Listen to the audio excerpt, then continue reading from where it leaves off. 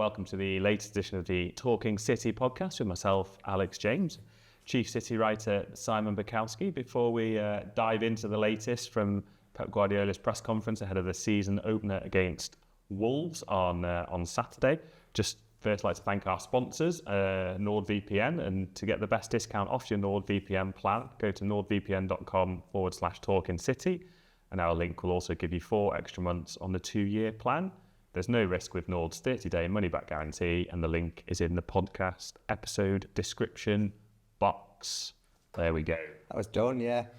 I haven't committed it to memory yet, which is why I'm still reading off the script. I like them when they're straight, though, and none of that. You know, sometimes they try and be conversational now. Did you use NordVPN at all? Or did you? No. Maybe I should take a leaf out of Gary Neville's book and see if I can deliver it. Never take a leaf out of Gary Neville's book. But we're here, you might notice, we're not in the usual studio. We're in the, would you say, the bowels of the... the antechambers of the City Football Academy, yes. Exactly, yeah, where... the West Wing. The West Wing. Wow, we're in the twat ring. The twat ring? The twat wing. To paint a bit of a picture for you, we're sort of downstairs from where Pep Guardiola has conducted the media auditorium press conference. Yes. Yeah, the media auditorium in sort of one of the spare rooms, I guess. Yeah, I mean, Pep does a lot of broadcast interviews in here. This is normally where Sky or whoever will do him before a game, and either against this white backdrop or a blue backdrop or whatever. So we're pretending to be Pep, basically, stealing his chair. Yeah, exactly, yeah. And while sitting in his chair upstairs, he was full of... I don't want to say he was full of surprises or full of contradictions or full of uncertainty. But... It was a ride. It was certainly a ride. I'm not sure we're that much more informed than we were, but it was interesting, wasn't it? Yeah, very much so. And where should we start? Savinho or... Savinho. Yeah. Let's do Savinho, because sort of when we spoke on Monday, it was kind of like, oh, Tottenham have come to City to see if they would sell him, and City want a high price for him, but we were at the time it was like, well, it is only an approach, it may not happen, and now it feels a lot more down the line, even though nothing's been agreed. Savinho has been at home for the last few days working out in his personal gym while the rest of the team have been training.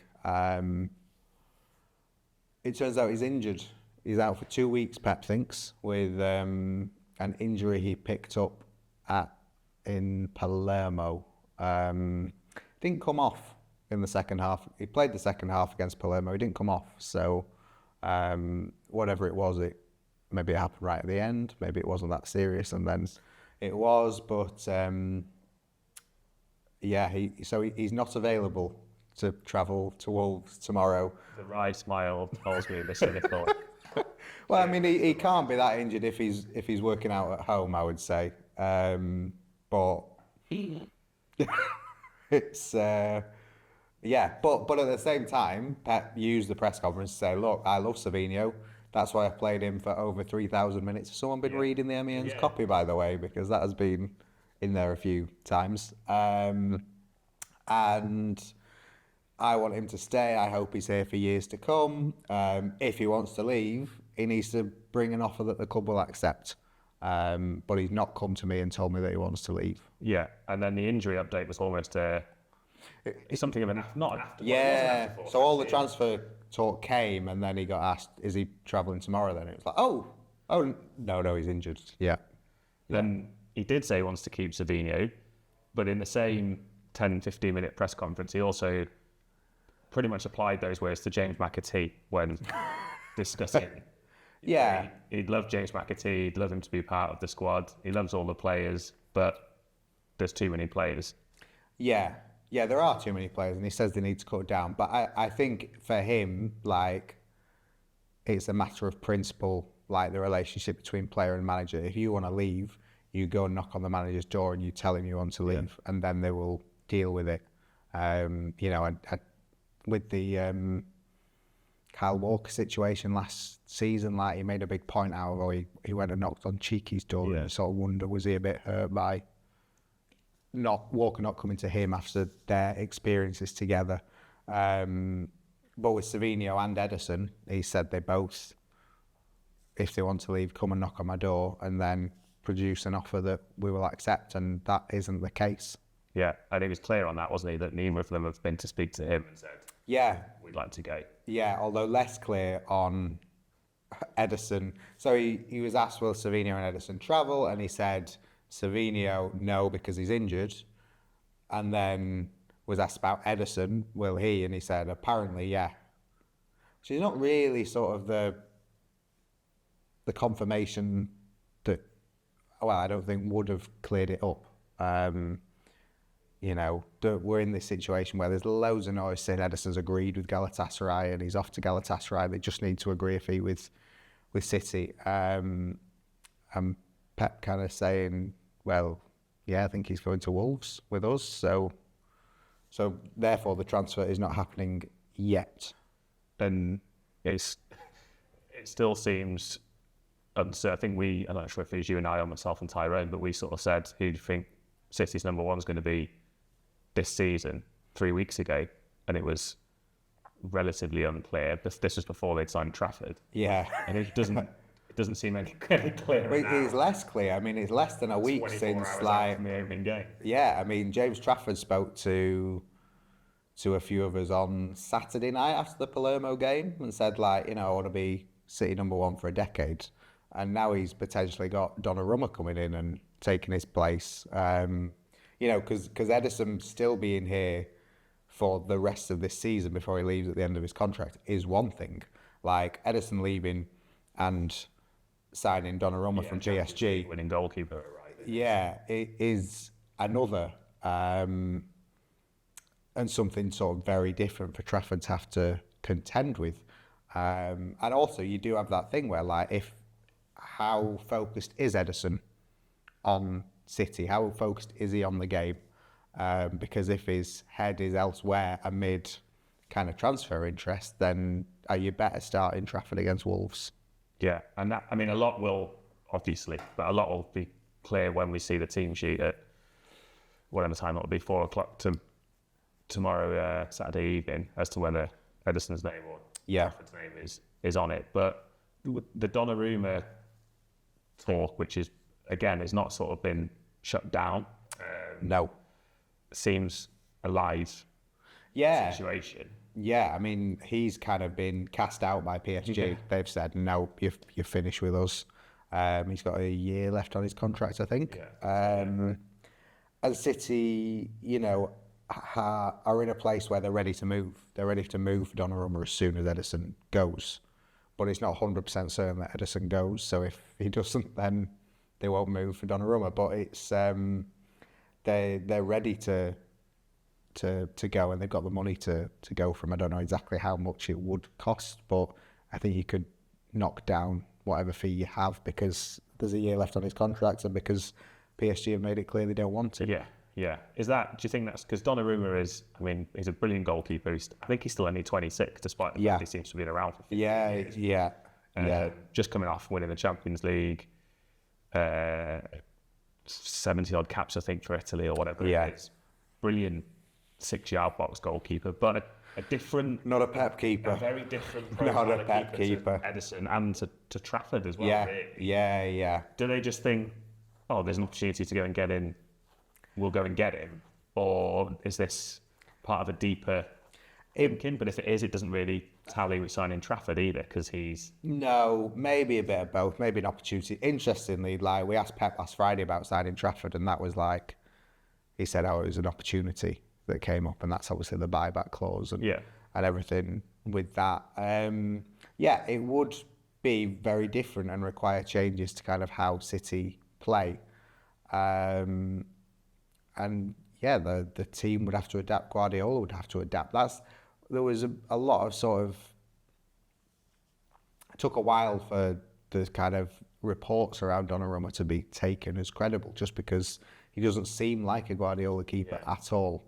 And like, if he's not a Pep keeper, then like, it's his shot stopping, and he was amazing in the Champions League, but not great in the French league last season. And you know, I'm not at all comparing the two goalkeepers, but a club in Manchester signed a goalkeeper who was amazing in the Champions League final against City and had done pretty well in the Champions League, but his save ratio in Serie A was not that great. And I mean, Anana has been pretty rubbish in the Premier League. So Donnarumma's a fantastic keeper, but I'm not sure he has... he's nowhere near an ideal Pep keeper, and he can be an incredible shot stopper, but I think also it is not all that consistent. And you've got to factor in what James Trafford, if and when Donnarumma does walk through the door in the next 2 weeks. Yeah. James Trafford's just signed. He's just been speaking pretty openly but measured about wanting to be City and England #1 for the next decade. Yeah. And while that's still a possibility if Donnarumma's in the building, it feels much less of a possibility that you sign Donnarumma and then start Trafford. It's not a succession plan, is it? No. It's a every man fight to the death plan, which does work in different positions in the team and at City and everywhere like that. It's it's been a chaotic week. It's been a really chaotic week. I was away in Palermo Friday to Sunday and came back and it already started by 7:30 Monday morning. It was like, oh my goodness. And Tuesday was the same, and Wednesday was pretty much the same. And it was a bit quieter on Thursday, and then press conference today. And it's been a chaotic week, and it might be a bit calmer sort of within these walls in terms of they obviously know more of what's going on. But if the manager's saying, oh yeah, my #1 goalkeeper is apparently travelling with us it doesn't in a few hours, scream clarity. It doesn't really scream clarity, and it's not that... It's a chaotic start to the season. And it's kind of flown in the face of what's gone on this summer as well, because the team was so on point, did their business early, boxed off. Nori, Cherky and Reinders ahead of the Club World Cup. Pretty clear on how all those three players are going to adapt into a team. Then they move for Trafford, and you think, okay, I can see the logic there. Trafford and Ederson for a season, then Trafford fills those gloves, boots. And now it just looks like... it's messy. A little bit chaotic. It's really messy, and having, even made the moves to kind of end the activity in the transfer window, and it was like, well, we need some departures, but they will come and everything. And I don't think people expected the departures to be your starting goalkeeper, especially when he himself said in June, no, it's all fake news. I'm here to stay. My head's with City. This is it. Would be quite the U-turn for them for him to leave now. Never mind for them to sell him. And even if both of those two go, Savinho and Ederson now, and that then means one will come in Donnarumma. That still feels like need to go. Yeah, but potentially another, Rodrigo at Real Madrid, who they might go for if Savinho goes, which then puts you back at that square one of, yes, we've got the same number of non-homegrown players, and we've got even more players who've arrived in 2025 that we have to integrate into the team. More change, and change can be chaotic and can look chaotic. And that sort of is where City are. So it'd be very interesting to see them at Wolves tomorrow, to see how much is it a new look City, how much is it kind of like a return to the old City, either last season or hopefully previous seasons. But mostly just what on earth is going on with the goalkeepers. And I think the team news was intriguing enough anyway. The team news was intriguing enough 10 days ago before the latest transfer sort of talk started with the new signings, who's going to play in those three positions behind Haaland, where is Rodri going to start and come off? Is he going to be on the bench to start with? And we'll go from there, because he's travelling, and Phil Foden's travelling, but there's no Gvardiol. So that's another gap to fill in central defence, where you'd be looking at Kanji or John Stones probably for that. Nori stocks have gone up at left back. He's surely starting now, you would think. And then against his former club. Yeah. Matheus Nunes on the other flank. Side, yeah. Wolves double up, which would be interesting. Yeah, definitely. And Foden has had a knock. He didn't play against Palermo. Does he come straight back in? Where does he? Because I think I was sort of said in a piece that we've got going out tomorrow. He feels a little bit like a microcosm of City, in that he wasn't at his best. Like, he was phenomenal. Yeah. 12 months ago, 18 months ago. He wasn't at his best last season, and there's all this now uncertainty. Is he going to? It felt like he was nailed on to be a 10. Yeah. As and when De Bruyne left, it doesn't necessarily feel like that now. Yeah. And there's so much competition elsewhere.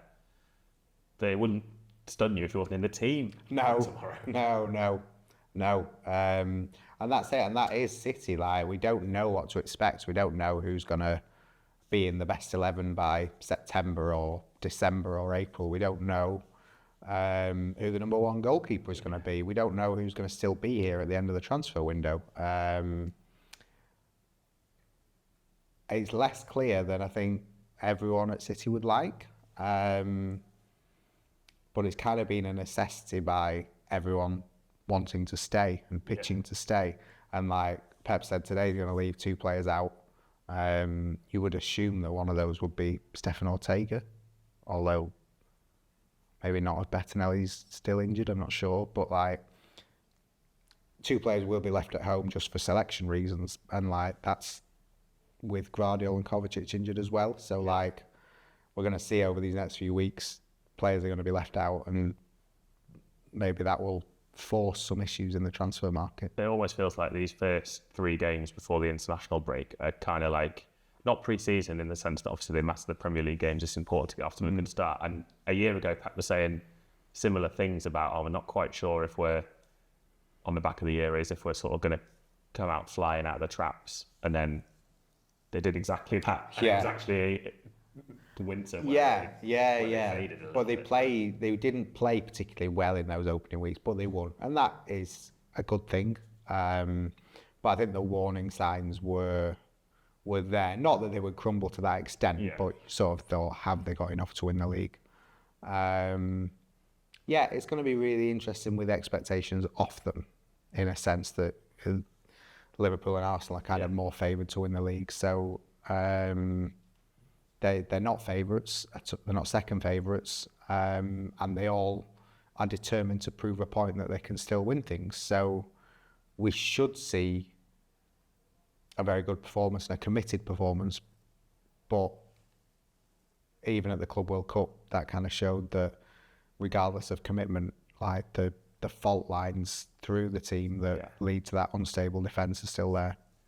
Yeah, and getting off to a good start is so important as well, because is it 3 games before the international break? Yeah. There is. And then after the international break, we go. Well, there's obviously the squad situation will be clearer. There might still be too many players, but it'll be clearer. There's the Manchester derby and Arsenal away coming. Champions League, Carabao Cup starts. That it almost feels like we've got to get to that point. Yeah, unscathed. Yeah. It can't be more kind of wounds being reopened in these first 3 weeks. Predictions?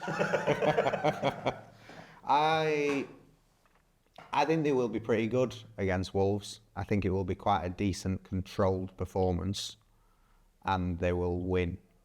And I don't think it will be like, oh my God, City have to be title favourites. Yeah. But I think it will be like, you know what, I think they'll be very happy with that. I think they'll win. I mean, I think Wolves will probably struggle this season, given they've lost Cunha and Ait-Nouri. And I just think City, backs against the wall, bit of a siege mentality, new signings, pay to prove. I don't know, I can just see us talking about City in May as champions again. You've heard it here. Big. You can mock me in 6 weeks or 6 months, whichever comes that sooner, is huge, right? Okay. But then August is the month for optimism, is it not? There's if you say so. Football optimism and sunshine, and everything's going to be okay. Yeah, good. Let's do that. There we go. And then on that bombshell, shouldn't be a bombshell really, should it, tipping City to win the league? But maybe it does feel like it is. But there we go. Anyway, on that note, we will leave you for now. As always, you can follow all the match action from Molineux with Si, and I think Tyrone Marshall might be back from what feels like the world's longest holiday. But he's only been off for a couple of weeks, but I think he'll be joining Si in the West Midlands tomorrow. All the action on our usual channels, of course, and we will be back to sort of debrief it all on Monday. So thanks very much for watching and listening, and we'll see you soon.